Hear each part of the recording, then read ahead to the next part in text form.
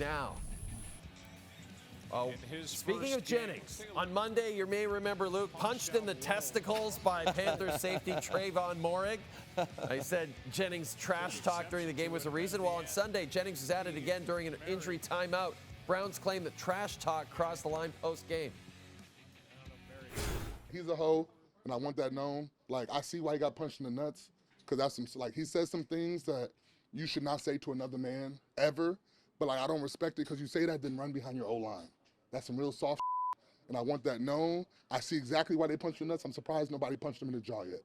I can't speak for how he was raised, but if you have nothing good to say, don't say something to somebody. So,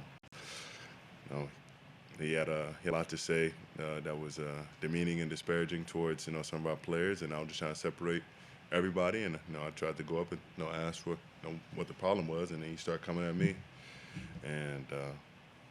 I mean, some guys just roll like that. I don't feel like that belongs in the game. But hey, if that works for him and them, then more power to him. But I'm just trying to keep my guys focused on the game and not worried about stuff outside of it, because we're focused on what's on the field. First of all, what sane human being on the planet Earth would come at Myles Garrett? No one. And like Myles is also a guy where you don't want to get him angry. Exactly. He's kind of so chill after the game. Jolly guy, yes, right? Yes, but that could turn on a dime. Yeah, and the next thing I'll say though is, I've said a few things in my day, and I've also had a lot of foul things said to me on the field. And you hear a lot of this stuff, but I've never seen anybody. I don't know what Jennings is saying, but that's elicited such a foul response from everyone. Like the team has been unified in their hatred of this guy. And it's like a disgusted hatred, not like, this guy's a great trash talker. Like, like respectfully. Yeah.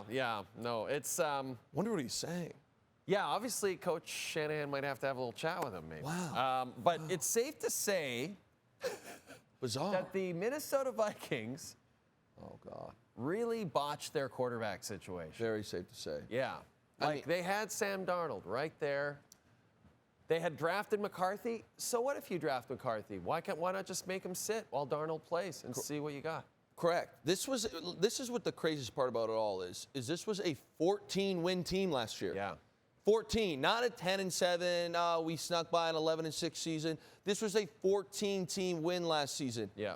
And Sam had a couple ghosts at the end of the year, and it's like, no, JJ's going to be our guy. And JJ's up there right now, some of the worst stats ever with Jamarcus Russell.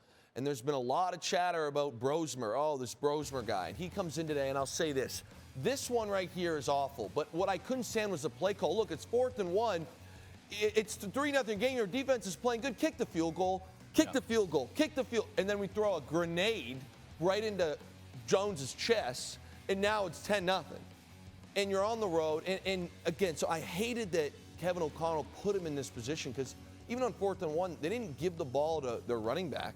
They're like, no, we're going to put it in your hands. Mm-hmm. And I think what Brosmer learned today is that although he went to the University of Minnesota, he's not playing for the Golden Gophers anymore. Right. He's playing for the Vikings. From the Big Ten. You don't do this nonsense. This is a game where you should come out here and be like, all right, my defense is playing well. We're on the road. We're going up against a great Seattle team. I got to take care of the football and make the plays when they're there to be made. If they're not, they're not. Again, you just said it. This is not the Big Ten. You don't get to just launch balls in the air and hope for the best. Kevin O'Connell, everyone praises him for being this brilliant head coach. What did he see in McCarthy that made him so confident to walk away from Darnold? I'll never understand. And this is what scares me a bit, is I wonder if there's pressure from the front office. Right. Because they drafted him. And we'll see. The jury's out. We'll never know. Yeah. But it's one of those things, Jay, and it's an unbelievable question. How on earth has Kevin O'Connell had such success with quarterbacks across his career? I go back to even the small time with the Pastronaut. Remember those days? The Pastronaut. Yes. Vikings fans, pray for those days again. Yes, and now all of a sudden, J.J. McCarthy looks like, Mary's lost little lamb out there. Yeah. And Brosmer comes in here today and has one of the worst games I've ever seen. I want to move on to the Rams, because it's very confusing to me. On Monday night, we saw the Niners just run all over the Panthers. Yes. Make them look really rough. Bryce, we were talking over, like, maybe Bryce Young will never figure it out. Really All of a sudden on Sunday, Bryce Young outplays Matt Stafford. What's going on with the Rams now? I'll tell you this, I chalk it up to a fluke. Yeah. And I'm being honest, like even Matthew Stafford, he sets the record. I mean, you want to talk about some eerie things. Right. He sets an NFL record for consecutive touchdowns without throwing a pick. In the very next drive, pick. It's like, that's what I would say. You look at the interception here. This one, I think, is an unfortunate bounce. Bounces off somebody's head. It's in the red zone. This is the one you'd want back. The ball's a little inside. It is what it is. If you go and you look at this, so Jay, you had a chance to win it, which you had a third turnover later in the game. You were in field goal range to tie, and you end up losing this game.